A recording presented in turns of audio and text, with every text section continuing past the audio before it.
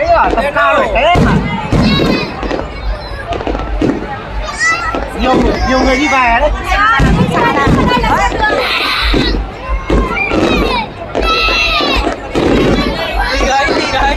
Đi đấy. À, kia là bắn ở trước mặt đèn đô.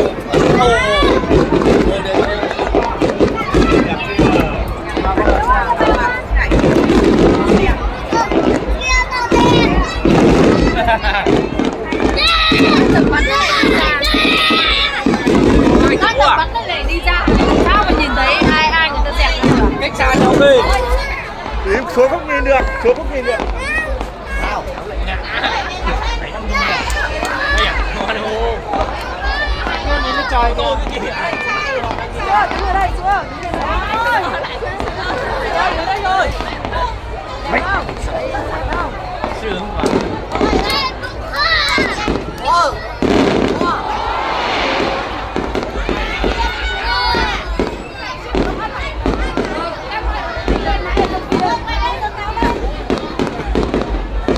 Càng vào trong càng khói ghê lắm.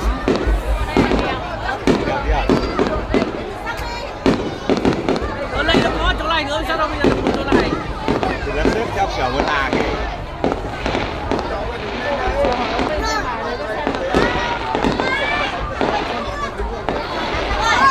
Biết cái này nhà là đằng sau kia là Đó à, đây công việc bằng Đông Anh rồi. ở ngoài có nhìn thấy pháo không? Ra phải nhìn ra có nhìn thấy pháo ở đấy không? Đây, ở cái bên khác. Nhìn thấy pháo mà. Ngồi đi.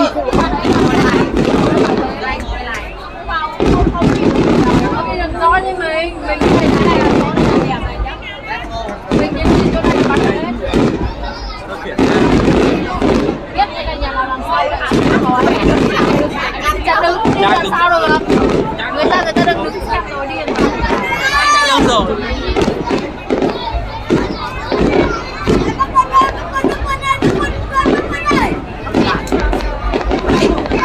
Quá ăn hô.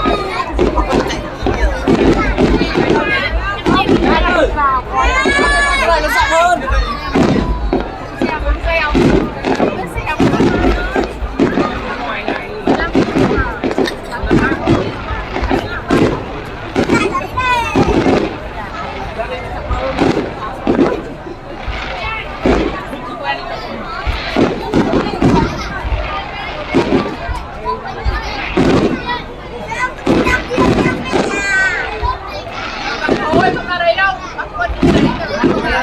Yến đang ở đây con, đứng đây, đứng đây. Ngồi lên đấy.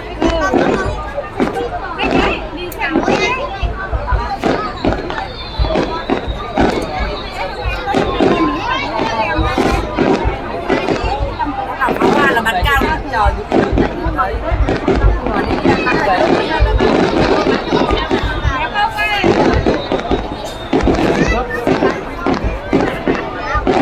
Tầm cao thôi.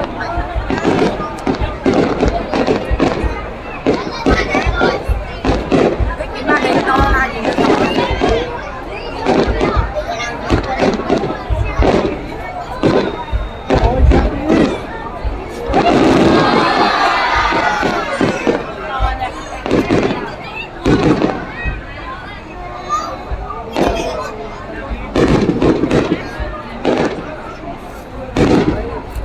Rồi sao hết rồi? 5 phút là con. Bắn lên tiếp. Ngồi đây chào rồi. Nhiều người bắt người đi về đấy. Xin chào anh. Camera chạy cao. Nhưng mấy nhà là cảnh này cho một quái cú.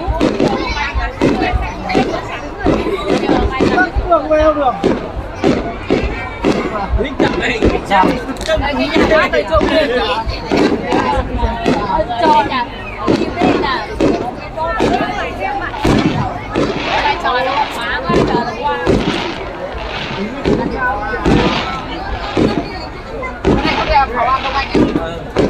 quay một bắn quay nhiều quá.เขาอะไรกับนักข่าวต่อไม่ได้จะมาทุกคน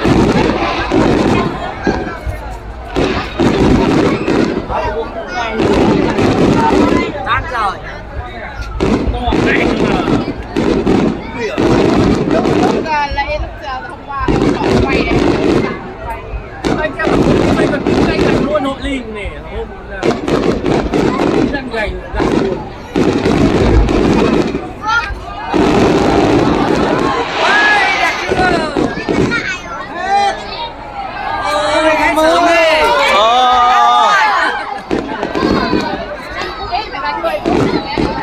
Ở đâu nó chẳng có 15 phút.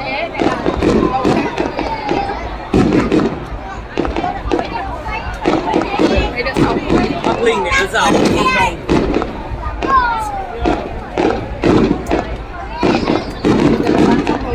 Hồi Lim là năm trước phải năm nào bán đâu rồi. Kia. Đấy, là cái hoa nhí này đẹp không?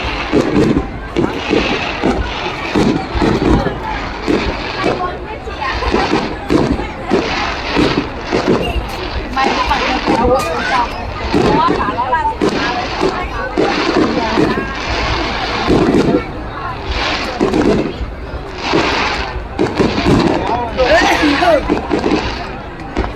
Đi như vậy tắt cái chuyện cửa. Thế là may nó còn bay con vịt.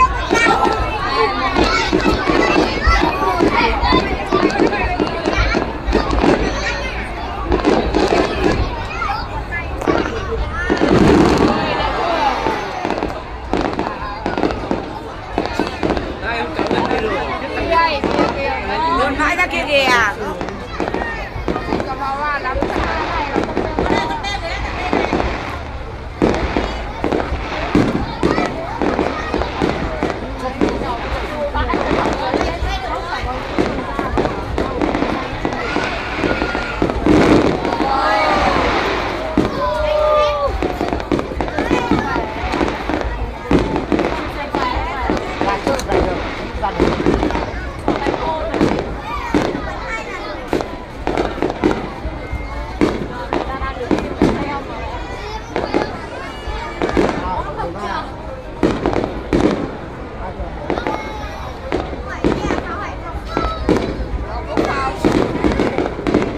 Đôi tay cảm giác là bắn đến đây gần đấy nhỉ?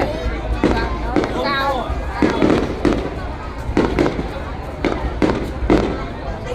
Như vậy ra vườn đào đẹp nhất này. Ra vườn đào tháo vào thôi.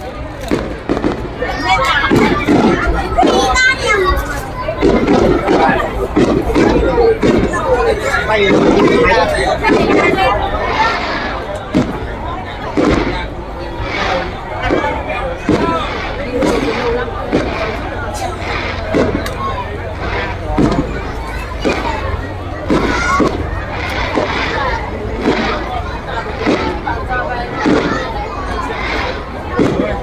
Xong bắn xong từ đầu rồi miếng còn vầy luôn bán.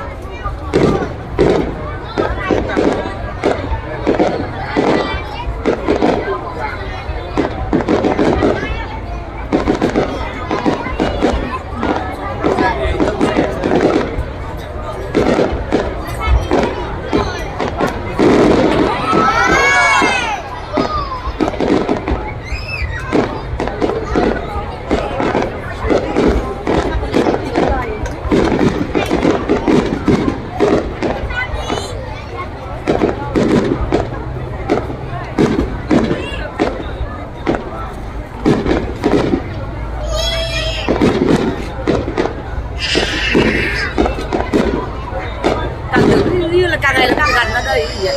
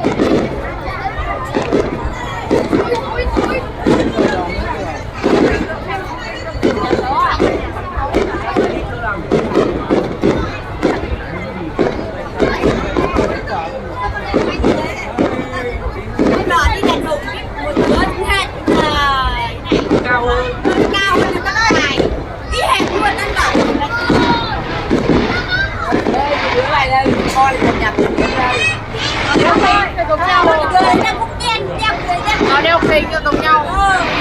Đẹp luôn nhá. Cái này đẹp nhỉ?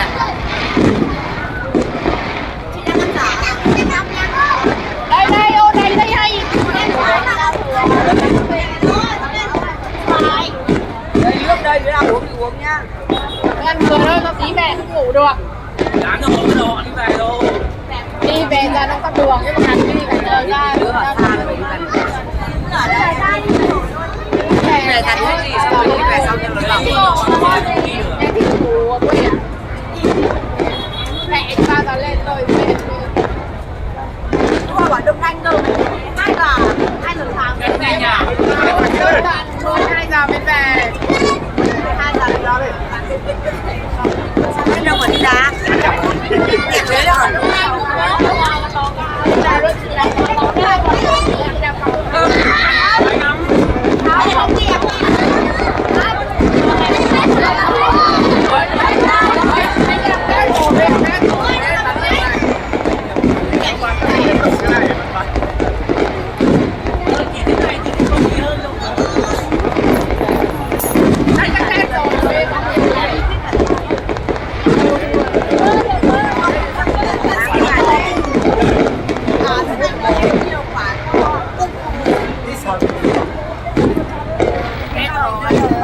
Thế rồi, đây chắc thế rồi.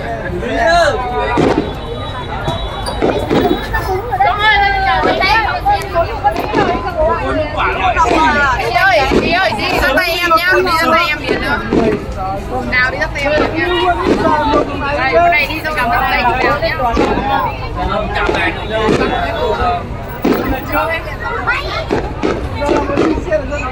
Đây, không cả lốt luôn. Anh ở đây đâu? Đây, đá con đá chân lề là 600 hai con. Cái này có đường mũi bò, cái này là nha. Anh thấy chưa rồi?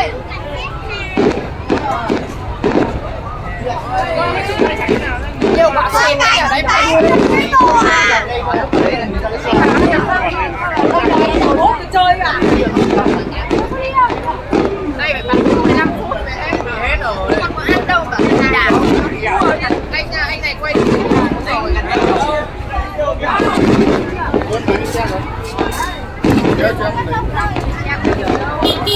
Đi ra đây cho người ta đi. Ra đây đến đâu?